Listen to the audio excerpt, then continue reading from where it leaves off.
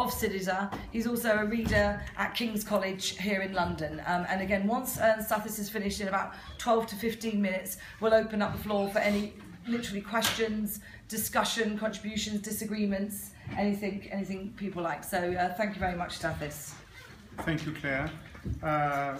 Friends and comrades, the time in Greece is the political time is very dense. I have remembered many times the famous sentence that, there are moments in history in which one day for that period counts as much as many months in a more standard period. And this indeed means that what I'm saying now is certainly different from what I said, because I have made many speeches in these last couple of months on Greece some time before. And needless to say that I'm very worried, of course, about the recent developments. They do not come as a surprise to someone like me, because it's not a personal thing. It has to do with the state of the internal debate within Syriza. It has to do with important disagreements that have emerged in the last period, and so unfortunately one could say that well, it's the famous "I told you" type of thing, right? We had predicted that, but you see, the point is that in politics, the "I told you" type of attitude is not a very productive one, because it usually means, first of all, it is very abstract. You can always, play the game of knowing everything in advance and somehow betting on the failure of something, and then you usually get it right, as it were. But what it reveals is that there is a form of impotence, actually, in this political attitude, which is exactly the contrary of what politics and political practice is about. What I mean by this is that the moment we are now, things in a way are still open, probably not for a long time, but the window of opportunity which has opened with the victory of Syriza is not yet closed, for a few reasons that I will now try to sum up. But of course there are very serious reasons to be worried about what is coming ahead.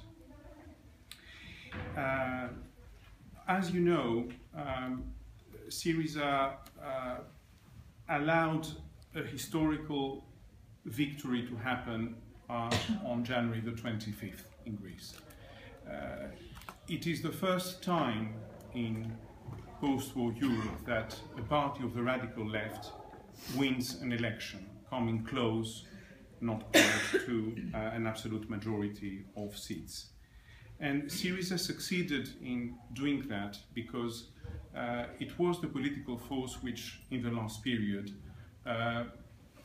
gave the sense of an alternative to the type of policies that have been applied to Greece in the last period. It gave a political expression to the popular anger and to the popular mobilizations that have been so important, especially the two first years of the memorandum of the period opened up by the memorandum. The mandate of Syriza was seemingly modest, but actually very radical, and this is a point I want to insist on, because now, in order to justify choices that have been made, we started hearing a blurring discourse about this. The mandate of Syriza was first to break with austerity politics, and B, to liberate Greece from the burden of that unsustainable debt, as James has said before. I don't think, I don't give a lot of importance if the set of emergency measures that were proposed in the program of Syriza, the so-called program of Thessaloniki, so the set, not the full program, but the kind of program of immediate measures, of emergency measures, if you like, to be applied, can be characterized as Keynesian or not. This is not the issue now. Those measures, if you take them, of course, one by one, indeed have to do with increasing public spending, restoring public services, raising the minimum wage to the level it was before the memoranda, bringing back the labour legislation that has been dismantled during these last years, eliminating this overtaxation, which has been absolutely disastrous for popular and middle class people. So all these things somehow seem perhaps moderate, but actually they are not, because they mean that the whole edifice built by the memoranda, which is just shock therapy applied for the first time in a Western European country. This is what it is. There is absolutely nothing original somehow with this. The only original thing is that what has been applied under the guidance of the IMF previously to the countries of the global south or to Eastern Europe was applied for the first time in a Western European country. So it means putting an end to that, shifting the balance of forces in favor of the working and the popular classes, and therefore opening up a process of social change and of course a process of social confrontation. And needless to say that this, at this confrontational dimension of this proposal lied somehow the ambiguity of Syriza. The ambiguity of Syriza is that everyone knew that even those seemingly modest set of measures would immediately face a very powerful reaction, both within the country, of course, by the dominant classes, but in a way, first and foremost, by the dominant classes of Europe and their political expression, which is this whole edifice of the European Union. And everyone understood, actually, that because of the political weakening of the Greek dominant class, because of the political defeat of its political elite, the main adversary, especially in the first phase, would be the European Union. And it is there that somehow the ambiguity of Syriza was, because although the discourse was insisting on the fact that, we would not retreat, that, with the popular support and with people's international solidarity, we would go ahead, etc., Syriza, and more particularly after the 2012 elections, never gave a clear answer about what are you going to do if they just say no. What are your weapons? Even if you are in the framework of, you start a negotiation and you start discussions and so on, well, the imbalance of forces is absolutely clear.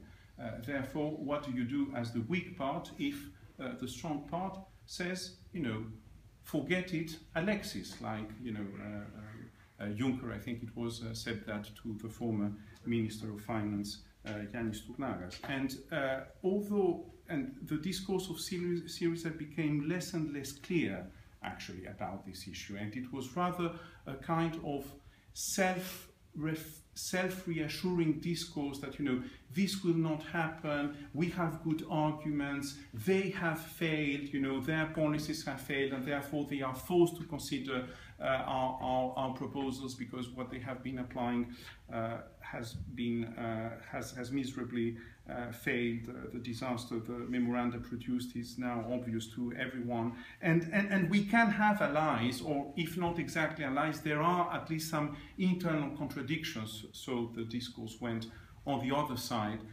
For instance, supposedly the French and the Italian government were more open to some kind of relaxing the austerity policies, and therefore then the discourse went, we could go ahead and implement our proposals.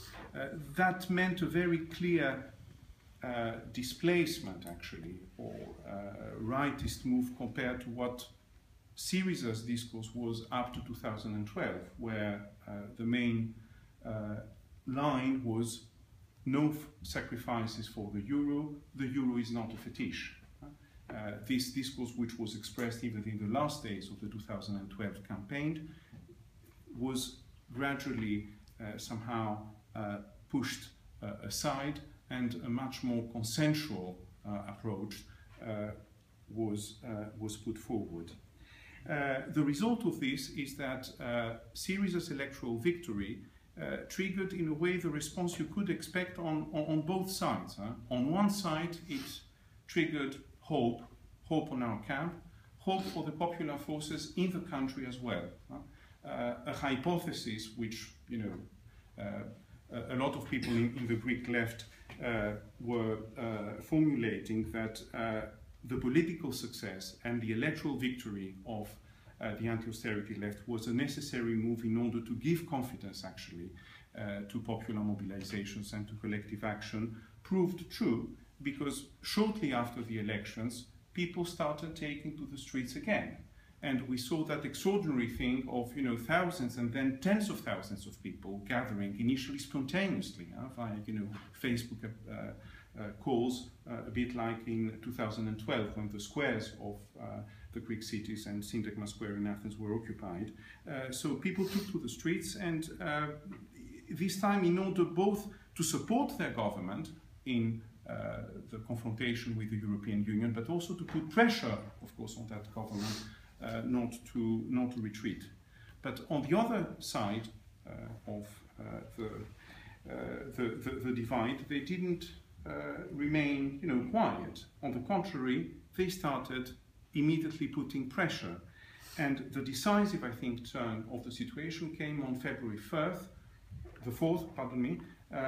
when the European Central Bank decided to cut the main source of refinancing of Greek banks. Okay? And this accelerated a movement of retreat of savings and capital that was that had already started due to the political climate weeks before the election, and led the whole banking system to the verge of collapse. We know that if no move or no solution was found during last weekend, probably the Greek banks couldn't reopen this week.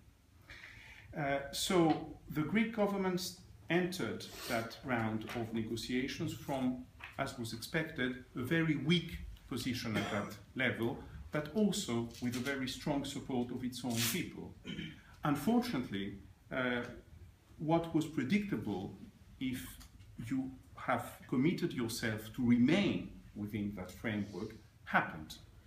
And since the only possible weapon of unilateral moves, either at the level of the debt default, or at the level of just, you know, threatening at least of leaving the Eurozone, when these moves were not used, then inevitably you have to accept the draconian conditions imposed by the European institutions.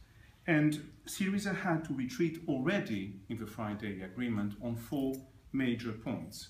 First of all, it had to recognize the existing debt, the existing loan agreements, and to commit itself to repay on time the entirety of the debt. So no discussion about writing off the major part of the debt, which was initially Syriza's demand, not even a discussion for a more moderate form of haircut, and so on. Second point, Syriza had to accept to commit itself to budgetary surpluses of an undefined amount for the current year, but indirectly for the initially planned amount of surplus for the forthcoming year, which means 4.5%, something absolutely unsustainable socially, because this is what the agreements of the November 2012 Eurogroup had said, and there is an explicit reference to those decisions in the text of the agreement signed on Friday. Third point, Syriza committed itself not to make any unilateral move that could have any impact in terms of on the budget, or on the economic and financial stability, or on the prospects of growth. This can cover, as you understand, absolutely everything, including, of course, the commitments about the minimum wage, the labour legislation, and so on. Fourth and finally, whereas kicking out the Troika was the slogan of the whole period, the more immediate form of the mandate. Everyone was enthusiastic when Dijsselbloem replied to Varoufakis, "You just killed the Troika." Well, it seems that the Troika had, like in the video games, more than one soul, and resuscitated just days after being killed by Varoufakis. But now it is resuscitated as not as the Troika, but as the institutions. The letter sent by the Greek government to the Eurogroup just today, which I barely had the time to read properly, fully confirms the extent of the retreat, and you have to consider that this letter is not the final word, it's the starting point of negotiations, and even more pressure will be put actually to confirm those retreats. The conclusion is that I totally agree with what James said before. The lesson to draw from all this is that there is absolutely no break with austerity politics and with neoliberalism that is possible within the current framework. The idea that via discussions and negotiations you will confront the European Central Bank is just completely irresponsible and foolish. If you do not have a serious plan B about what to do in such a situation, you are doomed to fail, and you will remain within this trap of the existing framework. So I will stop here because I'm sure that there will be many questions, and more particularly about the perspective ahead and how should we deal, and what is now the state of the internal discussion, if you like, within Syriza, but also within the Greek left more broadly about the future perspectives. Thank you.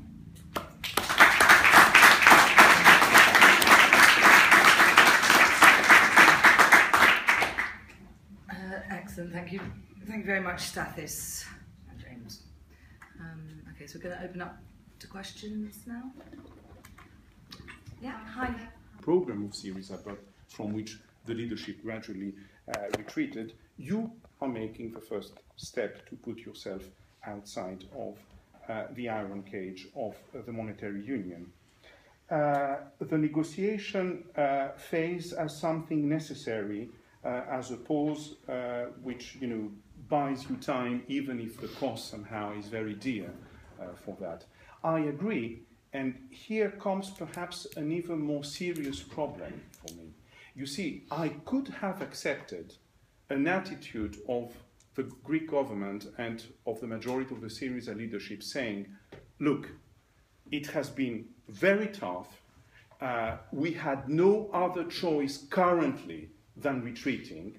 Okay, let's be honest about this. We had to retreat, but for the moment there was no other option. We bought some time, and we have to prepare ourselves, and we have to start a discussion about what we can do in order, in 4 months, to restart a new round and really go ahead and starting implementing our program. I don't say that I would be totally convinced by that type of discourse, but that was the absolute minimum. Instead of that, Syriza, not only Syriza, Tsipras, and then Varoufakis, and then, the majority of the leadership of the party came and saying, this is a big success. We got rid of the Troika. We got rid of austerity. We got rid of the memoranda. This is the proof that you can negotiate within Europe. It was a success in negotiations, said Tsipras himself. There I say, this is even more serious in a way than retreating. If you are not honest about what has been happening, that what expects you is, a second, a third, and of course a final defeat. I used by the way, I produced a detailed analysis of the Friday agreement in a piece that is online in Jacobin magazine today, so you can read it if you want to have, a much more detailed somehow analysis of every specific point, but in this piece I use the well-known, I suppose, for most of you in this room, case of the Brest-Litovsk agreement. Imagine if the Russian leadership said to the people, the Brest-Litovsk agreement was a great success of the revolution, this was absolutely fine, etc. This is exactly what we wanted, etc. Of course, absolutely not. As you know, the whole point about it was telling the truth about what the Brest-Litovsk agreement was, and that was the condition, actually, for the revolution to go ahead. Or to put it differently, had the Brest-Litovsk treaty being announced as a success, then there is absolutely no doubt that the whole thing would have ended in total defeat, right? So honesty is, I think, the major, and telling the truth to the people is the absolutely necessary, indispensable condition for the radical left to go ahead and to be, self-critical about what it is doing. Where can we find money? First of all, if you control your own monetary policy, you have other possibilities than borrowing, in case of if you have deficits. For instance, you can, up to a certain point at least, issue money. Okay. Of course, you will have an inflationary pressure, but you can keep it within reasonable limits. There are studies which have somehow proposed, plans going on that direction. And B, the question of borrowing money can be dealt politically at an interstate level. And this is perhaps the only hint to an alternative path that the Greek government and the Syriza leadership have made in the last period, okay, by, sending signals to the Russians. And there are negotiations, or there have been negotiations also with other powers, Iran, for instance, or China, to go in that direction. Also to Latin American governments, most particularly Venezuela, for the provision of oil. But of course, this, in order for that to go to exist, you need somehow a political line that will make that happen. What is the mood on the ground, and what type of pressure can be put now? Well, first of all, people are quite disoriented, right, by what happened. They were, very mobilized by the fact that, it was the start of the confrontation. For a whole period, for almost a couple of weeks, the government seemed to adopt, a quite tough line, on the negotiations, and the speech of Tsipras in his general policy speech was also very tough, and so on. And now, of course, there is the sense of disorientation and disappointment and disagreements, of course, appearing with some people, because it's difficult to accept that, the retreat came so quickly. So they say, perhaps it's not that bad, or perhaps, we have succeeded in buying time, and so on and so forth. It is the case that people will give a credit in terms of time to the Syriza government. The whole point is to do what? And this is very difficult to manage. You see, within Syriza, for instance, we have extremely tough deadlines to face. For instance, particularly for the MPs of the left platform. And the left platform has nearly 30 MPs out of the 149, okay, of the parliamentary group of Syriza. Will we vote for this or not? Will we vote in Parliament for the Friday agreement or not? This is a very serious issue, okay? If we abstain from the vote, it means that the 4 ministers of the left platform would have to quit, okay? And then a possible recomposition of the bloc in power might start. Already Topotami, a kind of Blairite party in Greece, has offered itself to become an ally of the government because it considers that, the agreements signed, etc., are perfectly fine, are perfectly reasonable, and so on and so forth. So the discussion has only started. The deadlines are, very, very, very tough and very immediate. The situation is quite confused, I would say, in terms of the mood, and a lot depends in this type of circumstances of the fact that never losing sight of what is the perspective, what you have to stick on. And what is, I think, our compass here is that we have been elected to implement that program. That is absolutely our commitment, and no political party whatsoever can be taken seriously if you are not serious about what you want to do. The type of things, oh, sorry, it's tougher than I expected. This is totally irresponsible. You had to know it. This is why you are the leadership of a big political party, because you think about these things and you think about solutions. And if you had a way, a path to follow, and practice shows that it doesn't work, then you have to think about other solutions and be honest about what you are doing. Okay?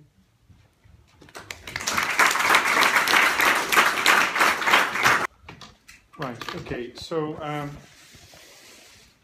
what about nationalization? Well, I think that the discussion now has moved to how much of privatization, actually. The commitments of, okay, the problem of the cookware, I think, I mean, we have to put that aside. This party, unfortunately, has refused any form of not only alliance, but even political collaboration, actually, and political communication at the most basic level, including, in movements, on the ground, in terms of unity of action. And this has played a very, very negative role since the start of the whole period. Not only at the political level, but also at the level of the mobilizations, also at the level of the trade union movement. Things could have been very different had the two major forces of the radical left in Greece, Syriza and the Kouvelakis, found a ground of understanding since the start. And the refusal is totally and unilaterally on the side of the Kouvelakis. I mean, this is absolutely shocking. Even in their party congresses, they invite all parties represented in Greek parliament, including New Democracy and PASOK, except, okay, the fascists and Syriza. I mean, this is completely, that level of sectarianism is just completely insane. And it goes together with the fact of, this kind of postmodern neo-Stalinist revival that has been going on this side of the party. I mean, it's a kind of neo-Stalinist kitsch. I mean, that is very different from the Kouvelakis I knew of the 1970s and of the 1980s. Okay, but on the issue of nationalization, the commitment of Syriza was to reverse all the privatizations that have started with the memoranda. Okay. And now it is about continuing entirely on privatization. I mean, this is one of the most shocking passages of the letter sent by Varoufakis. The Greek, to attract investment in key sectors and utilize the state's assets efficiently, the Greek authorities will commit not to roll back privatizations that have been completed. Review privatizations that have not been launched with the view of improving the terms so as to maximize the state's benefits and so on. Then you have paragraphs about public-private partnership in some cases and so on. It's just a continuation of what has started. And the first announcements made by the new government, so cancelling the privatization of the rest of the port of Piraeus and reviewing the privatization of what has been already privatized and sold to the Chinese, actually, to Costco, and then concerning the power company, okay, because this is Panagiotis Lafazanis, the leader of the left platform, who is the minister in charge of this in government. Well, all this, falls apart. I mean, now. So this is of course very, very serious. I agree essentially with what John said in his contribution, but I would not pose the term. It's not about supporting just the far left in Syriza. First of all, the left platform doesn't recognize itself as being the far left, right? I mean, it has a much more diverse, if you like, tradition in there. And then it is not. It is about Syriza as such, perhaps not the entirety of Syriza, but we have to take into account the fact that there is a significant sector of the party with which we disagreed on the issue of the euro, for instance, and on the European Union, but they are adamant about, the fact that they want a break with austerity and with the memoranda, and they consider very seriously at least default on the issue of the debt, right? So we have to win these sectors, and we have to win activists on the ground that so far have not been on our positions, but now they see, the test of reality, because this is, of course, at least, the major advantage of the Greek situation. And we're not talking in a speculative way about scenarios and so on and so forth. And we are talking about real processes happening at, at the real scale. People do not want honesty. Look, I'm very reluctant about what you are saying, not because I totally agree with you that, the kind of support that the government attracted, especially in the last period, is very heterogeneous and diverse. But I think that how people think in Greece, and especially those sectors. It is those who come more recently somehow to the movement that want the most, in a way, firm attitude in this, a kind of, very experienced and traditional left-winger can say, look, things are very complicated, the balance of forces is extremely uneven, perhaps we need a tactical retreat, but then we buy time and we work on a plan B, and the party and the social movement, etc. People who, don't have this background, who voted even recently for New Democracy or for some, for some other party, they say, I am with you because you say no to Merkel, because you say to Dijsselbloem, fuck off, okay? And I want you to remain faithful to that, okay? Otherwise, go to hell, you are exactly like the others. Huh? So if you don't actually do what is necessary to keep that type of support, then it will backfire in an enormously unpredictable way. The anger, the popular anger, might turn against Syriza quite quickly, much more quickly than what a lot of people think, because the political landscape in Greek society are not at all stabilized. It's not a peaceful situation in which we can say that we have stable constituencies and so on and so forth. Everything is in flux, okay? So it can backfire in a very violent way. What about the left platform now? Well, if you are in government, things are different. It means that the margin you have, the room you have between expressing the disagreement and breaking quite radically is very small. So it's not easy, if you like, to express yourself openly. It's not true that I'm the only major figure who criticized, okay? There is a part of tactics in this, because, I'm not in government, because I'm not an MP, I have more of a freedom, and in a way I am commissioned, if you like, to, speak more openly about a certain number of issues. But Panagiotis Lafazanis made a very important, I think, statement, saying that, okay, an agreement and some compromise might be needed, but there is a bottom line for us, and the bottom line is that our program cannot be radically altered, right? So we are in the process of internal discussions because, as I said, the deadlines are so tight, particularly in Parliament, So, in that situation, taking decisions that can lead very quickly to a possible split of the party and to a recomposition of the political landscape by, changing the configuration of political alliances, is certainly not a decision you can take, just like this, okay? There needs to be some kind of political process, and you need to take into account, the rhythms of the way, broader layers of the party and of society are moving. If it is just about adding one more groupuscule to the existing ones, then I think that you will agree with me that, it is not the case. The Greek revolutionary and communist left has a long experience of untimely splits. So let's try this time, if it comes to that, let's try to manage this properly. And one last thing about a question about which I'm not certain to having myself the answer. Why this reluctance to leave the euro, indeed? why that, in a way, naive belief that, you know, talking, etc., having a democratic mandate and discussing, etc., would somehow allow us to go ahead without, you know, going to these moves that imply a major break. Well, I think that, you know, this is, in Marxist terms, the answer is in a way simple. It's ideology. Ideology is what prevents you from seeing, in a way, something that if you are outside that box is absolutely obvious.